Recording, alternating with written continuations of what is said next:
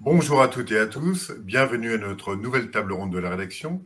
Je suis Olivier Belin, journaliste à Solutions Numériques, un magazine qui s'adresse tout spécialement aux experts, les RSSI, les DSI et les responsables de channel.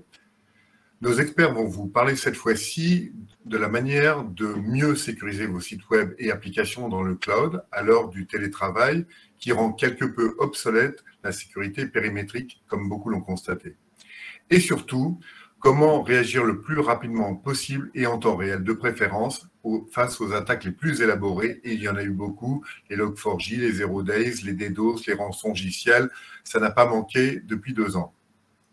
En attendant d'ailleurs, petit retour sur l'actualité de la cybersécurité, où nous constatons toujours une forte tension des défenses des entreprises, et pour cause.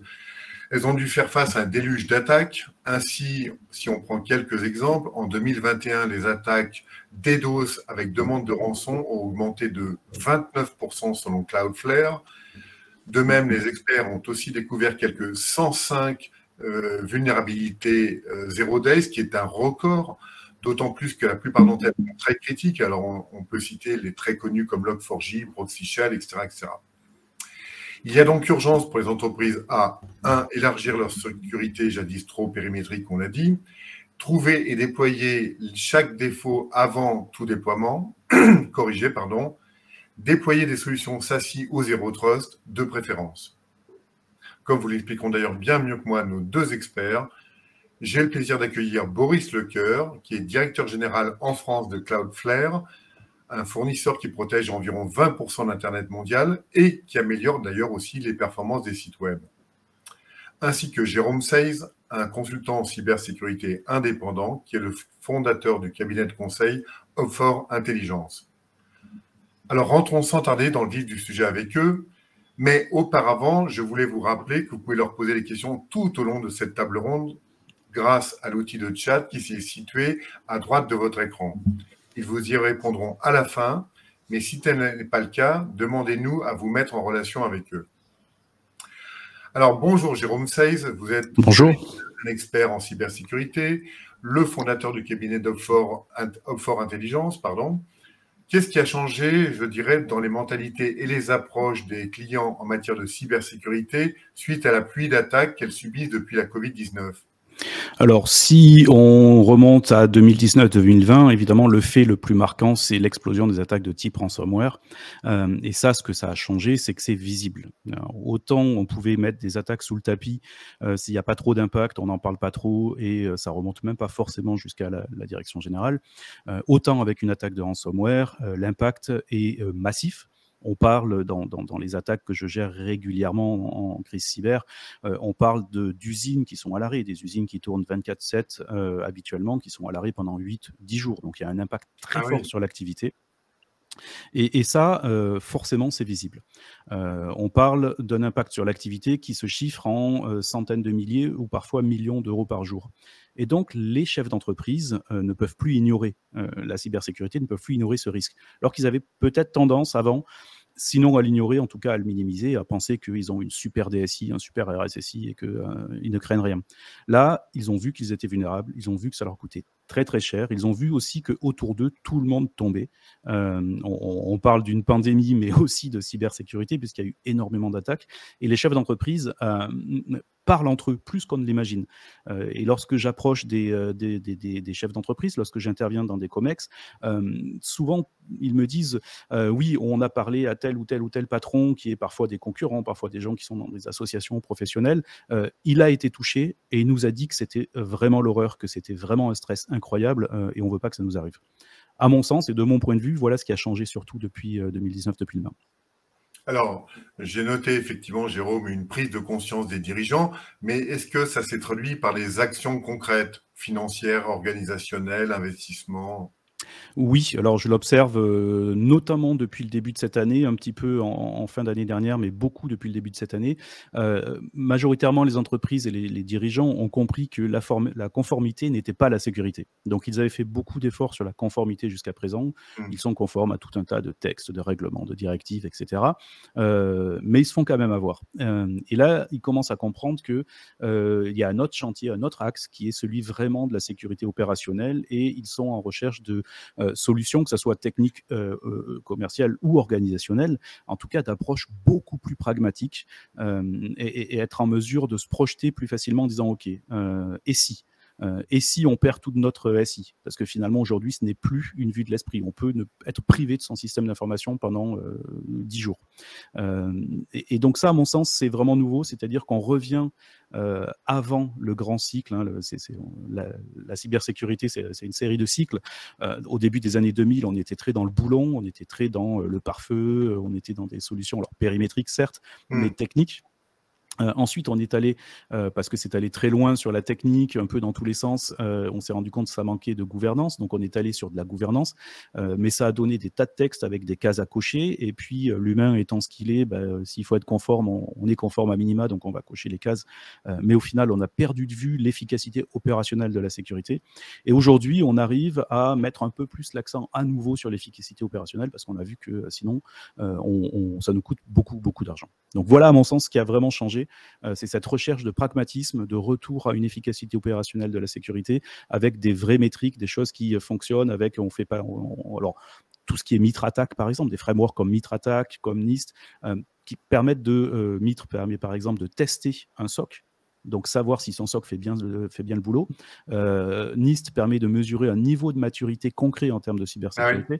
Voilà, donc on arrive finalement à des choses où on essaye d'associer la conformité, qui ne va pas disparaître évidemment, et c'est bien, à des approches beaucoup plus opérationnelles et pragmatiques. Merci Jérôme. Bonjour Boris Lecoeur, vous êtes directeur général en France de Cloudflare, qui, comme je l'ai dit tout à l'heure, est un fournisseur qui protège environ 20% de l'Internet mondial et qui améliore aussi au passage les performances des applications. Jérôme a beaucoup parlé de sécurité périmétrique. Est-ce qu'elle est encore, selon vous, d'actualité, voire pertinente à l'heure du cloud et du télétravail, Boris ? Bonjour à tous. Effectivement, j'aime bien le recentrage dont a parlé Jérôme sur l'efficacité opérationnelle, parce que on voit bien que depuis 40 ans, toutes les entreprises se sont concentrées à bâtir des forteresses avec ce concept de réseau interne, qui, en haut des forteresses, on mettait des mitraillettes, et on avait des points d'entrée vers ce réseau interne. Alors, les points d'entrée physiques avec des portes qui permettent d'entrer dans les bureaux, et points d'entrée virtuels avec ces points de VPN qui permettent de se connecter quand on est à l'extérieur de la forteresse pour y rentrer, qui au passage, les points d'accès VPN sont les points les plus scannés par les hackers dans le monde. Et on voit bien que le 17 mars 2020, tout ce concept-là a complètement éclaté. Et moi j'ai tendance à dire c'est le premier jour du Zero Day, du Zero Trust Day en fait. C'est quoi le 17 mars, Boris ?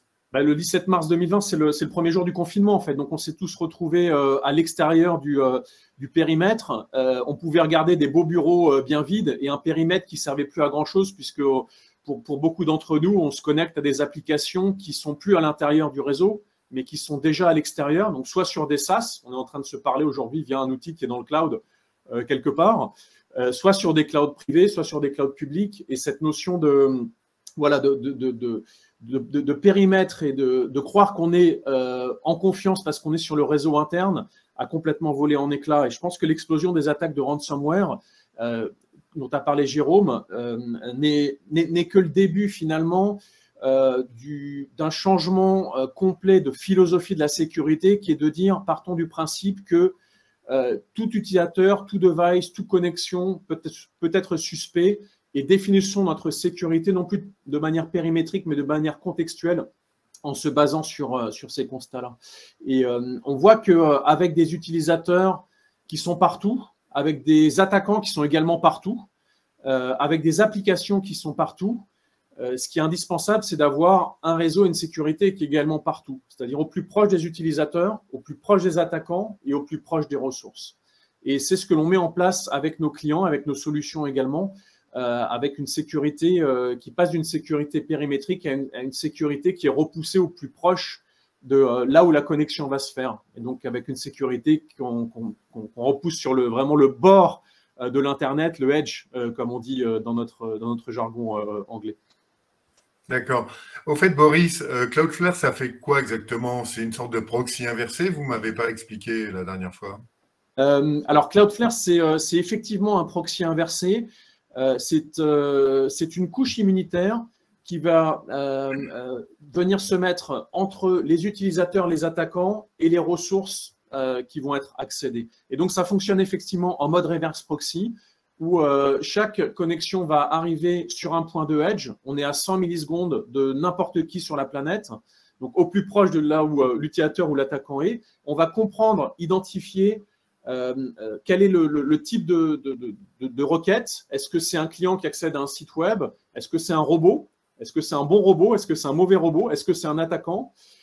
Et on va autoriser ou pas cette demande vis-à-vis de la ressource à laquelle la demande doit accéder, tout en l'accélérant, puisqu'on a aussi le réseau le plus interconnecté au monde, avec plus de 10 000 connexions ASN, qui permet aussi d'accélérer et d'augmenter l'expérience utilisateur.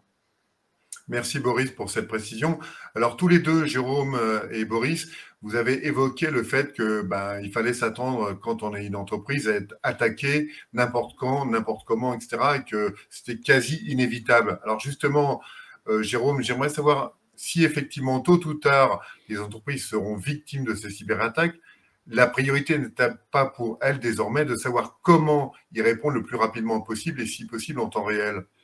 Alors oui, on a coutume de dire, en exagérant un petit peu, qu'il y a deux types d'entreprises, hein, celles qui sont attaquées et celles qui ne le savent pas. Évidemment, c'est exagéré, mais l'idée est là, c'est-à-dire qu'on commence à comprendre que la sécurité périmétrique ne fait pas tout, que la complexité aussi du DSI augmente terriblement. Aujourd'hui, on est sur des SI hybrides, on est sur des AD, un AD on-premise local avec un AD dans l'Azure, avec de l'AD Connect entre les deux, ça fait donc deux voies d'accès finalement pour l'attaquant potentiellement. On est sur des choses de plus en plus complexes, de plus en plus éclatées. Effectivement, Boris le disait, hein, à partir depuis le 17 mars, le nombre de salariés, de collaborateurs qui travaillent à distance a augmenté aussi de manière exponentielle. Et donc, les entreprises commencent à comprendre que la complexité de protection d'un SI est telle que, inévitablement, plus on avance dans le temps, plus on court le risque d'être compromis.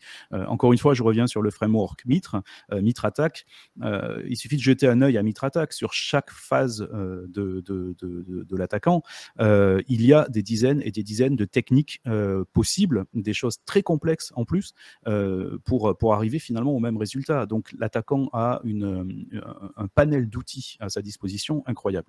Donc, logiquement, il convient de se détendre un peu, de lâcher un peu la rampe et de se dire, OK, on va être attaqué, c'est une probabilité élevée. Maintenant, l'objectif et les efforts devraient plutôt se concentrer sur... Alors évidemment, on va quand même essayer de ne pas l'être, mais malgré tout, ensuite, l'objectif et les efforts devraient se concentrer sur comment faire pour, identifier rapidement qu'on est attaqué, parce que c'est l'un des gros problèmes que je rencontre, c'est que très souvent, des entreprises qui sont victimes de pirates le découvrent soit par d'autres, les services de l'État, par exemple, qui vont venir les informer, soit le découvrent beaucoup trop tard, c'est-à-dire lorsque, dans les attaques de type ransomware, lorsque le ransomware, le chiffreur est déclenché. Donc, c'est la visibilité, savoir que, repérer l'attaque au plus vite et être capable de réagir surtout au plus vite pour isoler, segmenter, couper l'herbe finalement sous le pied de l'attaquant. Et troisième point, se relever le plus rapidement possible. Et ça pour moi, c'est le triptyque vraiment aujourd'hui de la cybersécurité, c'est être capable de voir, réagir et se remettre à travailler le plus rapidement possible. Donc la résilience, se remettre à travailler, et avant ça, la visibilité, la détection et la réponse. Merci Jérôme. Boris, est-ce que vos clients partagent l'analyse de Jérôme, à savoir qu'effectivement le plus important maintenant, c'est de savoir comment répondre le plus rapidement possible? Oui, nos clients partagent cette analyse et on a vu des clients se faire attaquer. On onboard d'ailleurs des clients qui sont victimes d'attaques. On est capable de les onboarder en l'espace de moins d'une demi-heure pour des clients qui sont victimes d'attaques. Mais il y a un point qui est essentiel aussi, c'est la capacité à avoir des informations en temps réel. Et des solutions cloud natives vont offrir un niveau de réactivité qu'un client ne pourra jamais avoir quand il gère ses propres environnements, ses propres équipements, ses propres logiciels et ses propres installations. Quelques exemples autour de ça. Il y a 1,5 million de sites de phishing qui sont créés tous les mois. C'est quasiment impossible à un client d'avoir des mises à jour sur tous ces sites de phishing. Des solutions de passerelle web dans le cloud permettent d'avoir tous ces sites référencés quasiment en temps réel, et tout nouveau site créé va par défaut être contraint et analysé pour empêcher la connectivité. On a vu avec Log4j, on connaît encore des clients qui gèrent leurs propres équipements, qui sont encore dans des phases de mise à jour de Log4j. On vient d'avoir Spring4Shell qui est arrivé il y a quelques semaines, qui est aussi un 0D. La question, c'est pas est-ce qu'on va encore avoir des 0D qui vont arriver, mais c'est quand va être le prochain 0D. Et des solutions cloud natives, quand Log4j est arrivé, 2 heures après, tous nos pare-feux applicatifs étaient mis à jour mondialement pour permettre aux clients de prendre le temps de mettre à jour ce qui se trouvait derrière chez eux, mais qui nous permettait, nous, de contrer toute tentative d'exploitation de cette faille sur les applicatifs des clients. Donc ça, c'est un élément essentiel. Le temps de réactivité, il y a vraiment deux mondes. Le monde du data center et des équipements traditionnels qui vont avoir des temps longs, et le monde des solutions cloud natives de cybersécurité qui vont avoir des temps quasiment instantanés sur ces mises à jour. Le deuxième point que Jérôme a évoqué, qui est vraiment la capacité à avoir de la visibilité, c'est être capable de loguer tout ce qui se passe, tout accès à une ressource, tout trame pour remonter dans le temps et savoir quels ont été les impacts d'une attaque, c'est un élément essentiel. Et là aussi, avoir des couches de protection qui vont tout loguer, tout monitorer, tout historiser, c'est possible maintenant parce que le stockage ne coûte plus rien dans le cloud et on a la capacité à le faire. Il faut absolument le faire. Et en dernier lieu, partir du principe que la menace est déjà présente oblige à repenser donc la manière dont on va sécuriser, contextualiser les accès, mais va permettre d'éviter les mouvements transverses. Puisque si on sait que la menace est déjà présente, toute tentative de mouvement transverse, une fois qu'on est rentré pour aller vers un applicatif, vers une base de données, vers un accès auquel on n'est pas autorisé, doit être détecté et empêché. C'est ce que vont permettre aussi les solutions qu'on met en place chez nos clients. Effectivement, je rebondis sur le facteur de journalisation. C'est excessivement important aussi après l'attaque. Pourquoi, Jérôme ? Alors, il faut se mettre toujours dans l'idée qu'on va être attaqué et que donc on va avoir à un moment donné à faire une réponse à incident, une investigation numérique pour essayer de mieux cerner le périmètre de l'attaque et repartir au plus vite. Quand on n'a pas de log, on est obligé de tout analyser. Ça prend très longtemps et l'impact sur l'activité est beaucoup plus long. Quand on a des logs, quand on sait précisément ce qui s'est passé, on va pouvoir déterminer exactement les actions de l'attaquant beaucoup plus rapidement. On va pouvoir savoir que l'attaquant s'est créé tel compte utilisateur et puis tel compte administrateur, ou alors tel compte utilisateur à qui il a donné des droits d'administration, par exemple. Et donc, on sait que le périmètre est limité aux actions de tel et tel utilisateur qui ont été compromis parce qu'on le sait tout de suite. Et tout de suite, ça réduit immédiatement le champ de travail, finalement, le champ d'investigation, et donc ça permet de limiter l'interruption d'activité. Donc le log, c'est ultra important parce que sinon on est complètement aveugle et on est obligé, dans la phase de réponse à incident et d'investigation numérique, de démultiplier le travail parce que ça porte sur tout le périmètre, et aujourd'hui on sait que le périmètre il est large, voire il a explosé.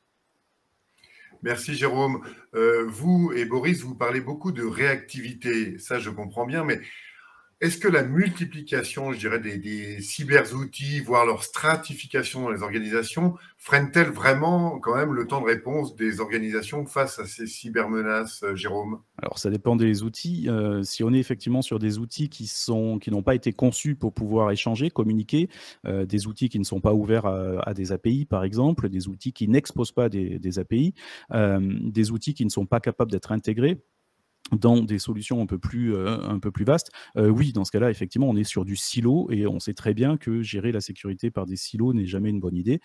Déjà parce que c'est pas efficace, ça empêche de voir des signaux faibles, peut-être parce que chaque silo va traiter ses petites affaires indépendamment, sauf que plusieurs petits signaux mis bout à bout pourraient laisser penser qu'il y a une attaque, quelque chose d'un peu plus important qui se produit. Donc c'est pas efficace et puis surtout ça demande beaucoup plus de ressources pour être géré. En revanche, à partir du moment où ces outils peuvent être, donc génèrent des logs dans des formats, donc des journaux, on revient sur la journalisation, génèrent des journaux dans des formats qui sont standards, peuvent être intégrés, pour lequel, par exemple, ce sont des outils suffisamment populaires pour lesquels il y a des connecteurs qui existent pour les envoyer, faire remonter tous leurs événements dans un SIEM, par exemple. Et bien là, on limite, évidemment, on casse les silos et on limite la perte de ressources, puisque tous ces outils, désormais, peuvent être intégrés dans un SIEM qui lui-même va être supervisé par un SOC, par une poignée de personnes avec une expertise forte en cybersécurité. Et là, on arrive à casser les silos, à être efficace. Donc, pour répondre de manière courte, oui, c'est compliqué et c'est beaucoup de ressources quand les outils ne sont pas prévus pour, et non, finalement, quand les outils peuvent exposer des API, quand on peut leur parler, quand ils savent parler le langage de tout le monde, parce qu'on peut les agréger dans un SIEM et ensuite les faire superviser par un SOC.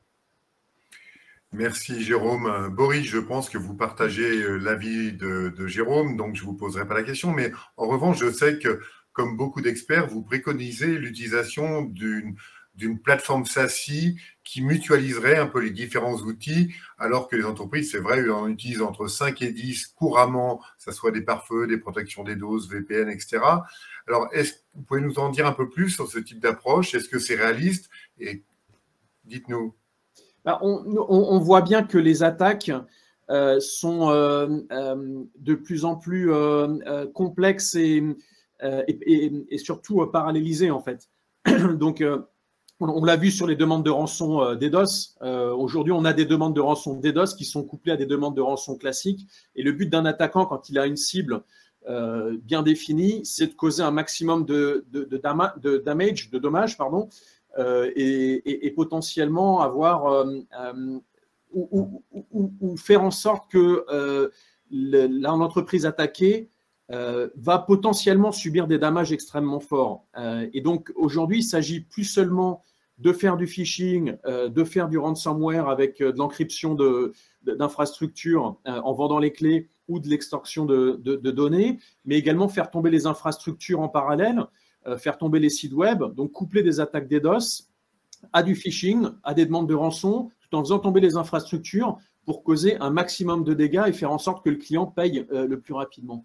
Et donc, Cloudflare, on a créé, nos clients déploient une solution qui va être capable de protéger aussi bien un utilisateur qu'une application, qu'une infrastructure, potentiellement tout ce qui va être connecté à Internet, mais surtout de corréler, donner de la visibilité sur tout ce qui se passe en termes de trafic, de réseau et d'attaque. Et donc, on va être capable de corréler des attaques avec des solutions unifiées, des équipes unifiées, notamment autour du réseau et de la sécurité, qui vont passer d'un temps d'analyse qui peut être relativement long, plus on a de strates définies et d'équipes définies, à un temps qui va être beaucoup plus court. Et pendant ce temps long, en fait, faut bien voir que plus on a de silos, comme Jérôme le mentionnait, plus les hackers vont pouvoir naviguer, plus les hackers vont pouvoir passer d'un environnement à un autre avant d'être détectés. Et donc, nous, on a la capacité à augmenter une visibilité sur le type d'attaque avec une vue vraiment consolidée. C'est ce que beaucoup de nos clients le font. On a eu le témoignage d'Assu 2000 récemment dans le domaine de l'assurance qui a partagé son expérience. Et il ne faut pas oublier aussi qu'un client qui subit une attaque, dès l'instant où les systèmes vont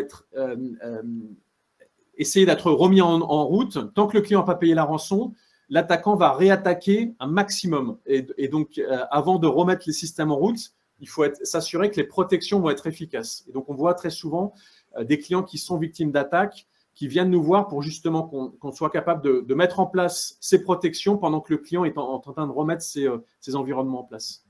Donc, oui. En fait, c'est un moment critique d'ailleurs, pour rebondir sur ce que Boris vient de dire. Lorsqu'on sort d'une réponse à incident, lorsqu'on a reconstruit le système d'information, évidemment avec des bonnes pratiques de sécurité, en remettant à la fois des outils de supervision pour avoir cette visibilité-là.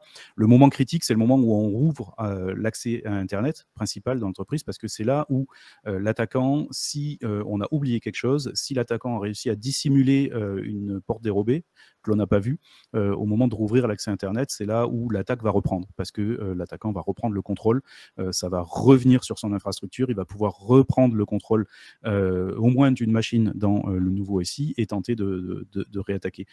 Et donc la visibilité à ce moment-là, et Boris a raison, la visibilité est critique, absolument critique, au moment où on rouvre l'accès Internet après une reconstruction et après une attaque de ce type-là. D'accord. Jérôme, mais vous êtes aussi d'accord sur la nécessité d'utiliser qu'une seule plateforme au lieu d'une multitude d'outils, comme on le voit c'est un gros débat, hein. Ça fait une bonne quinzaine d'années où le débat de best of breed, donc on choisit les meilleurs, les champions de chaque domaine pour les faire travailler ensemble, ou prendre une plateforme unifiée qui n'est pas forcément la meilleure dans tout, mais qui a l'avantage de faire communiquer parfaitement tout. C'est un vieux débat. Aujourd'hui, effectivement, le débat semble avoir été tranché en faveur d'une plateforme unifiée, notamment parce que les éléments individuels d'une plateforme unifiée aujourd'hui ont fait des progrès, et parce que ces plateformes-là ont compris aussi que c'était pas tout ou rien, et s'ouvrent aussi malgré tout à la marge à d'autres outils de sécurité tiers. Donc on arrive à avoir un peu le meilleur des mondes aujourd'hui, c'est-à-dire une unification, une plateforme unique, et ça c'est important à la fois pour la visibilité, pour la corrélation, mais aussi pour la simplicité d'administration, avec la capacité malgré tout à travers quelques connecteurs spécifiques d'inclure des outils qu'on aurait choisis parce que ce sont vraiment pour le coup les meilleurs de leur catégorie à la marge et sur des moyens critiques. Mais ça demande, avant de signer, avant de choisir ces outils-là et cette plateforme, ça demande quand même pas mal d'analyse, de réflexion, mais ensuite la mise en œuvre est largement simplifiée aujourd'hui avec une seule plateforme et une équipe derrière qui gère ça pour le client. Merci Jérôme. Au fait, Boris, on a parlé de plateforme de type SASI. Vous pouvez nous rappeler ce que c'est que le SASI, parce que tout le monde ne le sait pas forcément, c'est une approche assez nouvelle quand même. Oui, le SASI, ça a été défini par le Gartner, donc c'est le Secure Access Service Edge. Donc c'est déplacer les services de sécurité au plus proche des utilisateurs et des attaquants. Et donc ça veut dire avoir un réseau, avoir une technologie qui va être déployée dans de très multiples data centers. Chez Cloudflare, c'est 271. On veut à terme avoir des points de présence sur toutes les villes de plus de 5 millions d'habitants, et permettre donc d'avoir cette connexion qui va se faire au plus proche de là où est l'utilisateur d'un côté, et de l'autre côté, au plus proche de là où est l'applicatif. Et avec ces réseaux qui sont distribués partout, on va avoir la capacité à repousser les attaques là où elles vont démarrer, en évitant qu'elles se propagent sur le réseau. On va avoir la capacité à éviter ce que font encore beaucoup de sociétés, c'est-à-dire faire du transfert de flux pour les analyses à certains endroits et les remonter ces analyses qui vont augmenter la latence et diminuer l'expérience utilisateur. Nous, on fait toutes nos analyses sur nos points de edge, donc sur les couches, pour parler un petit peu réseau, niveau 3 et 4 et niveau 7. Tout est effectué sur nos points de edge, c'est-à-dire partout dans le monde, à l'endroit plus proche de là où va avoir lieu la connexion. Et donc, avec cette technologie, avec ces solutions-là, on va être capable de mettre en place l'aspect zéro trust, la confiance zéro dont on parlait précédemment, qui est finalement une philosophie de sécurité ou des principes de sécurité.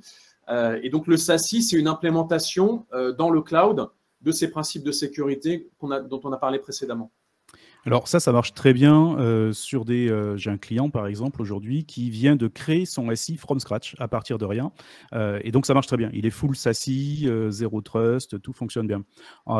Ça marche aussi sur des clients qui, à l'issue d'une attaque, sont dans un projet de reconstruction du SI, reconstruction complète du SI. Et dans ce cas-là, on peut facilement passer sur du SASI, on peut facilement migrer sur des choses modernes. En revanche, sur des SI historiques, legacy, des systèmes d'information qui sont très complexes, qui ont grandi par agglomérat finalement d'autres SI, etc., on en est encore très très loin. Hein. C'est très compliqué et les DSI sont généralement très frileux à aller vers ces nouvelles approches. Alors justement, Jérôme, Vous êtes tous les deux d'accord sur l'intérêt d'utiliser éventuellement une plateforme unique de type SASI. Mais moi, ma question, vous parliez tout à l'heure de legacy. Qu'est-ce qu'on fait des équipes et des outils cyber existants? On les met à la casse? On en fait quoi, Jérôme? Alors, tout dépend de quelles équipes on parle. Généralement, à partir du moment où on monte en gamme, entre guillemets, dans des outils avec, par exemple, de l'intelligence artificielle, de l'apprentissage machine, avec des choses plus complexes, on peut faire monter en gamme les équipes. Donc, le bon côté des choses, c'est que ça peut permettre à des équipes de migrer vers des tâches qui sont à plus grande valeur ajoutée, plus intéressantes aussi, et de se libérer des tâches qui sont les plus répétitives. Ensuite, très concrètement, hein, on a un pare-feu, on l'administrait généralement localement, et puis le pare-feu migre dans le cloud et puis il est géré par le prestataire. Eh ben, les deux bonhommes qui géraient le pare-feu, ils sont très contents de ne plus gérer le pare-feu parce qu'ils étaient déjà chargés à 200%, donc ils peuvent se concentrer sur autre chose. Il faut voir qu'aujourd'hui, dans les DSI, moi, c'est une de mes batailles avec mes clients, notamment, que j'accompagne en prévention. Une de mes batailles, c'est de réussir à sanctifier des espaces de temps pour de la formation. C'est-à-dire qu'il faut que les équipes aient le temps d'aller se former aux nouvelles attaques, aux nouvelles pratiques de sécurité, et qu'elles aient le temps aussi de la réflexion, de bien connaître le terrain, bien connaître leur AD, etc. Ce temps-là, quand on gère son pare-feu, mais qu'on doit aussi gérer sa messagerie et qu'on gère tout, on n'a plus le temps de le faire. Donc, les équipes sont contentes de tout ce qui peut leur être retiré en termes d'administration, parmi tout ce qui était inintéressant à faire, des choses assez mondaines, assez classiques et sans valeur ajoutée, parce que ça leur permet de prendre du temps pour faire des choses qui sont à plus haute valeur ajoutée. Et encore une fois, la formation, c'est super important. Merci Jérôme. Boris, est-ce qu'on peut vraiment lier performance et trafic et sécurité du trafic des données sur une seule plateforme de ce type? Parce que beaucoup, en fait, le renvoient ce trafic souvent pour analyse vers un centre d'examen externe, ce qui ralentit le dispositif. Dites-nous en plus, Boris. Nous, on a construit nos solutions sur ce postulat, c'est qu'on pouvait lier réseau et sécurité. Comme je disais précédemment, l'un des enjeux essentiels, c'est d'augmenter la posture de sécurité tout en améliorant l'expérience de l'utilisateur. Et cette expérience de l'utilisateur, c'est une expérience de l'utilisateur interne, un employé qui se connecte via un VPN. C'est une expérience qui est vraiment mauvaise en termes d'utilisateur. Dès l'instant il va vouloir imprimer chez lui, il va devoir se déconnecter du VPN. Il y a certains sites auxquels il ne va pas avoir accès parce que la passerelle web ne donne pas accès, donc il va se déconnecter du VPN pour aller utiliser d'autres sites. Et donc, et au-delà de ça, effectivement, le VPN va ralentir la connexion et va ralentir l'accès Internet puisqu'on va repasser par une plateforme interne, sans parler effectivement des architectures avec des scrubbing centers, c'est-à-dire les trafics sont reroutés vers des grands centres d'analyse de trafic pour identifier si c'est des attaques DDoS. S'il y a une attaque DDoS, on voit une baisse de performance native. Un très bon exemple aussi, c'est en tant que visiteur de site Internet. Très souvent, on va arriver sur un site Internet et on va faire une tentative de login. Bon, ça n'a pas fonctionné. Après, on va avoir un CAPTCHA et on va perdre un quart d'heure, on va perdre 30 secondes à cliquer sur des lampadaires. Chercher les vélos et les lampadaires. À chercher les vélos ou des ponts ou des escaliers. Voilà. Et donc, tout ça, en fait, aujourd'hui, on n'en a plus besoin. Pourquoi? Parce qu'on a la capacité justement à analyser avec beaucoup d'intelligence artificielle et de machine learning est-ce qu'on a une attaque ou pas? Est-ce qu'on a un robot ou pas? Et comment l'utilisateur va se connecter. Et donc, on voit, nous, en moyenne, mais on a une amélioration de l'expérience utilisateur et notamment de la vitesse de chargement des applicatifs qui va entre 40 et 60% quand un client passe sur des solutions comme les nôtres. Donc, concrètement, oui, on peut très largement améliorer l'expérience utilisateur. Et on voit sur le Zero Trust, moi, j'ai eu la chance d'ouvrir la filiale de Cloudflare il y a maintenant quasiment 2 ans. C'était une filiale 100% remote, sans bureau. Mon onboarding, l'onboarding que je faisais dans mes sociétés précédentes, avoir quelqu'un qui était onboardé et capable de travailler avec des accès à tous les applicatifs, ça pouvait prendre jusqu'à 1 mois. Chez Cloudflare, en 1h30, un collaborateur, il est onboardé, il a tous ses accès et il est opérationnel.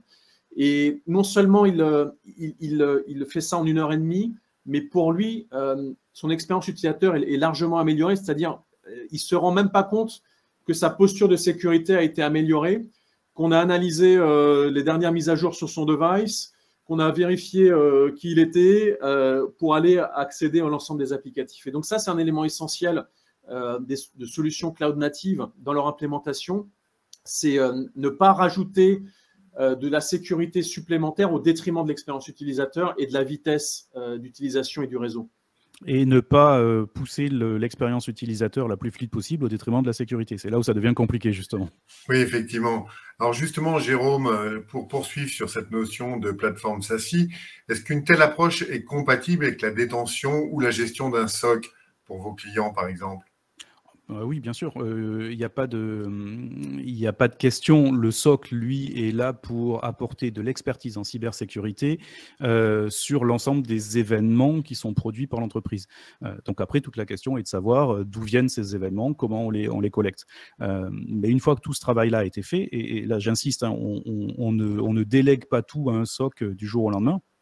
Tout un travail de qualification. On se pose la question de qu'est-ce qu'on craint, quelles sont les attaques prioritaires sur là où on veut vraiment se protéger, comment on modélise ça en termes de chaîne d'attaque. C'est là, je reviens au framework MITRE attaque, mais c'est là où MITRE est très important. Donc on modélise tout ça, on fait l'inventaire de toutes les sources d'informations, d'événements dont on dispose, on les filtre, on ne les prend pas toutes, et on fait remonter tout ça dans un SIEM, et puis le SOC accède à ça et surveille.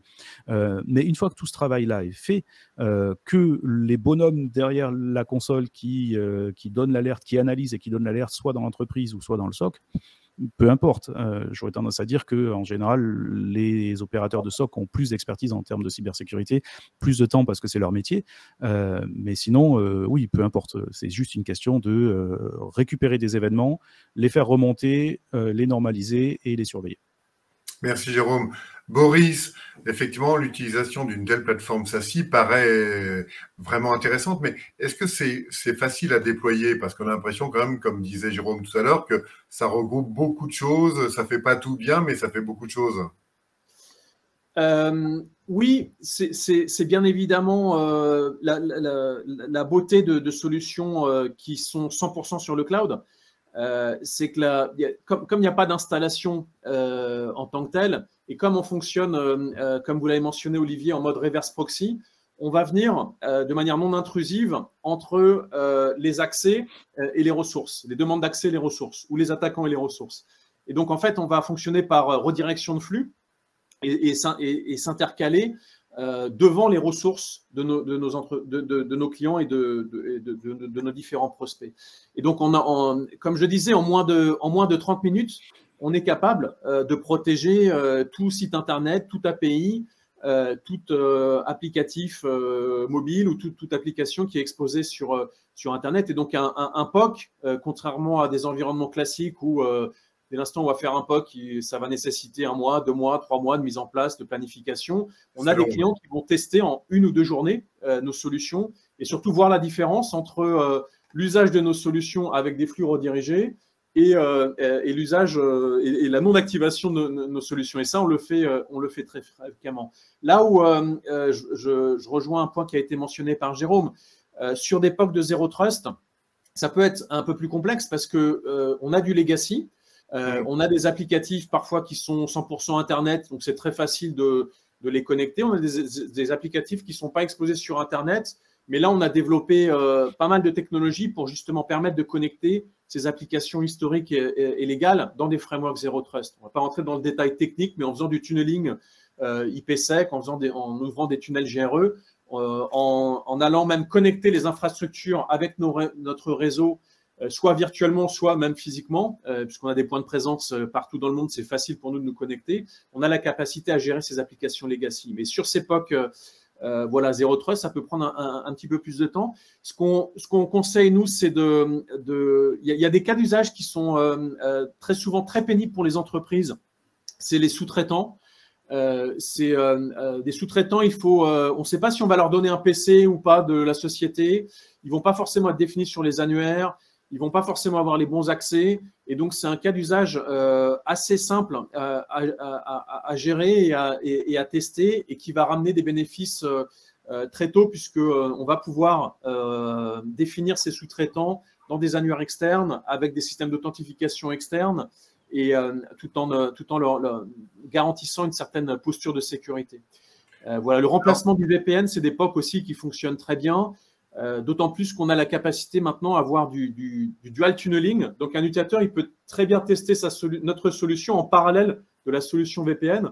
Et très souvent, c'est l'utilisateur lui-même qui va pousser pour passer sur des architectures Zero Trust qui sont plus faciles et plus simples à utiliser qu'un VPN traditionnel. Alors justement, on arrive à la fin de cette table ronde. Vous avez évoqué effectivement les cas pratiques, les cas d'usage. Boris, j'aimerais que chacun d'entre vous me donne un bon conseil pratique pour mieux sécuriser les sites web et leurs applications dans le cloud. On commence par vous, Boris, mais brièvement. Ne pas hésiter à tester. On voit encore beaucoup d'appels d'offres, de RFP, de RFI avec des clients qui font des choix sur des tableaux avec des petites cases à l'intérieur, oui, non, et qui à la fin choisissent des solutions sans même les avoir testées. Nous, on recommande vraiment de tester les solutions. Encore une fois, c'est facile, c'est simple, ça se déploie très rapidement et on a des environnements réels. Dans le cloud, il n'y a plus d'environnement de test, de développement et de prod. Tout est de la production, donc il n'y a pas d'effet de bord à passer ensuite en production. Et donc, le POC que l'on fait, au-delà du POC, c'est déjà un pilote, c'est déjà la solution en fait. Et après, on a juste à la basculer pour qu'elle devienne la solution finale utilisée. Donc, c'est vraiment une recommandation que je fais de tester et de tester facilement nos solutions. Merci Boris. Jérôme, un conseil pratique? Alors, je pense que quand on en est à vouloir sécuriser ces sites web, on a déjà fait beaucoup, donc je ne pense pas que la priorité, ce soit de sécuriser les sites web. Clairement, le site web, c'est quelque chose, à mon sens, qui doit être jetable, hébergé ailleurs chez un autre fournisseur, avec un minimum de lien avec le SI. Donc non, le conseil, initialement, c'est d'abord de vraiment faire le ménage chez soi, d'avoir de bonnes pratiques d'administration du domaine, d'avoir un bon contrôle sur les identités des utilisateurs, et d'avoir, et je le disais au début, je reviens sur ce qu'on disait au début, une capacité de détection forte et de réaction forte.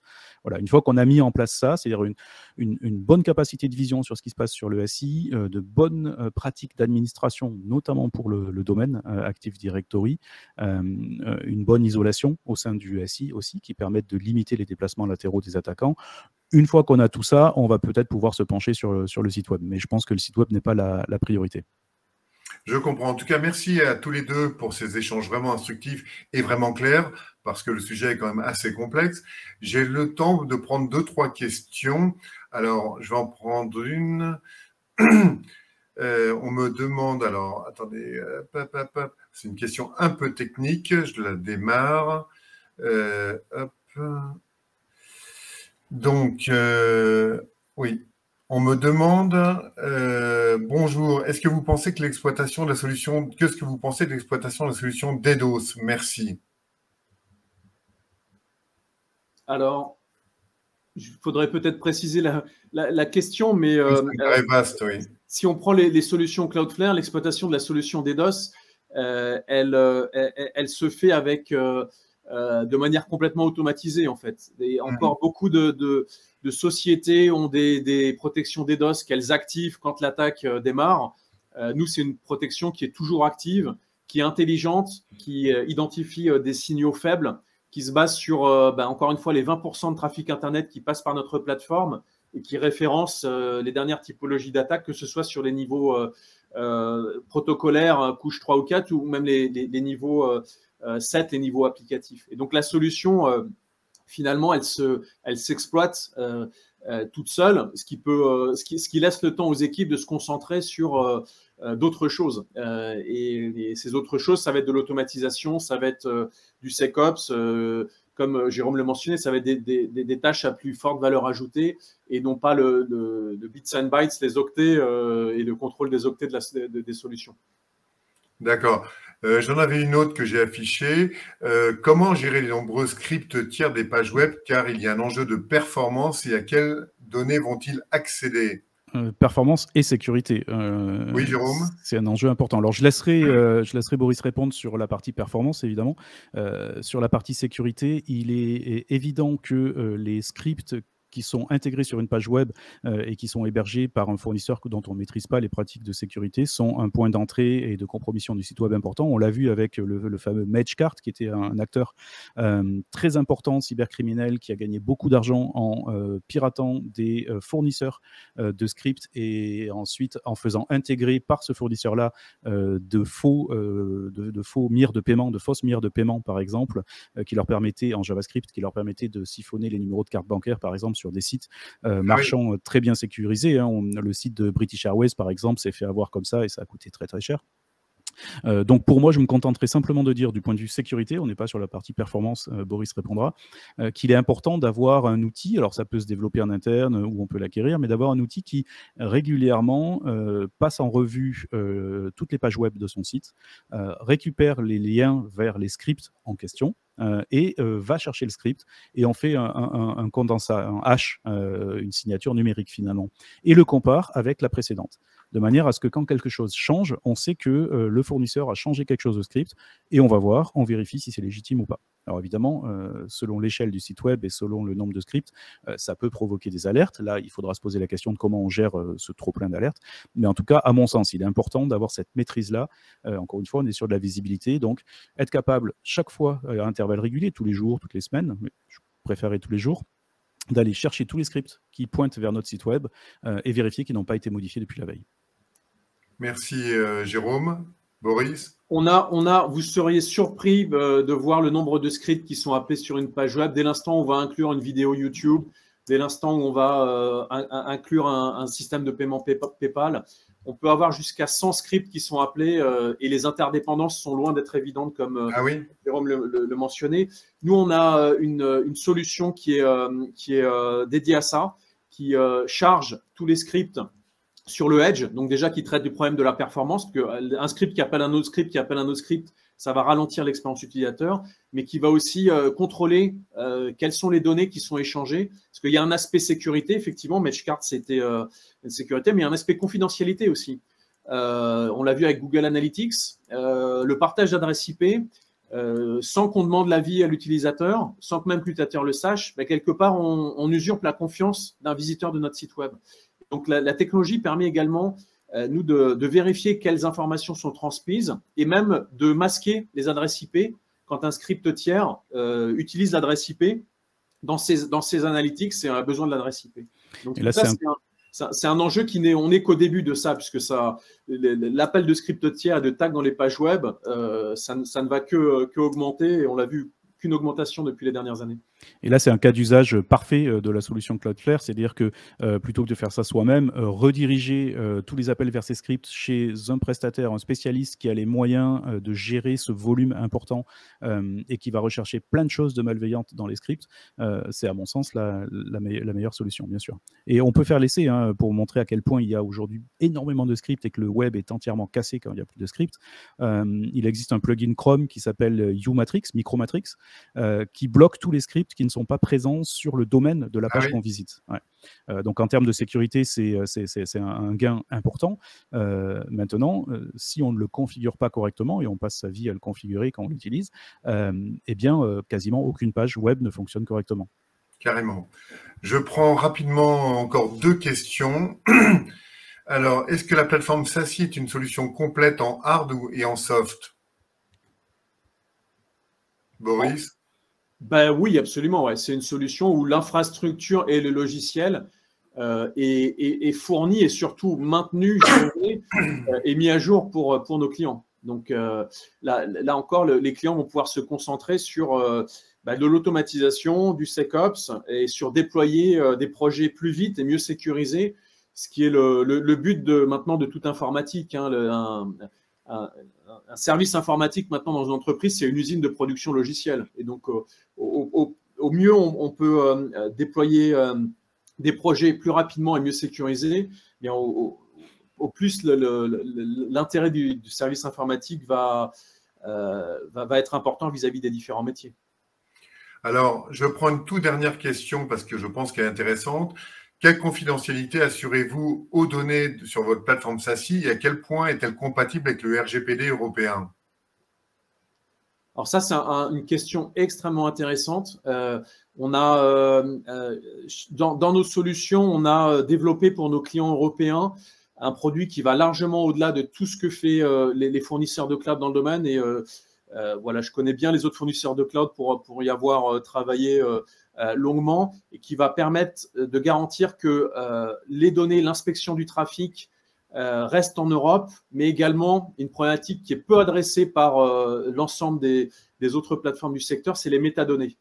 Les adresses IP, par exemple, ou des métadonnées qui sont liées à ce qui va entourer le trafic, mais qui peuvent permettre de remonter jusqu'à l'identifiant d'un utilisateur. Eh bien, nous, on conserve ces métadonnées en Europe et on offre toutes les garanties supplémentaires. Et on a une technologie aussi qui permet de faire ce qu'on appelle du keyless SSL, c'est-à-dire d'avoir des points de terminaison qui ne vont pas nécessiter d'avoir les clés de chiffrement et de déchiffrement sur les points de présence sur lesquels nos data centers tournent.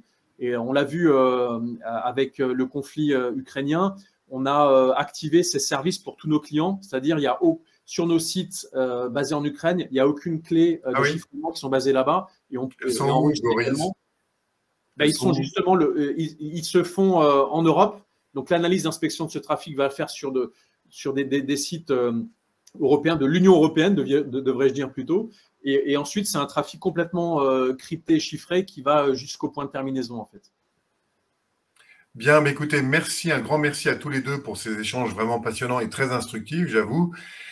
Pour en savoir plus sur toutes ces questions de vulnérabilité, de protection des sites web, des applications, je vous invite à consulter les sites web, évidemment, de nos invités, ainsi que ceux de Solutions Numériques, où vous découvrirez nos articles réguliers sur le sujet. Vous pourrez aussi bientôt revoir ce webinaire, cette table ronde en replay.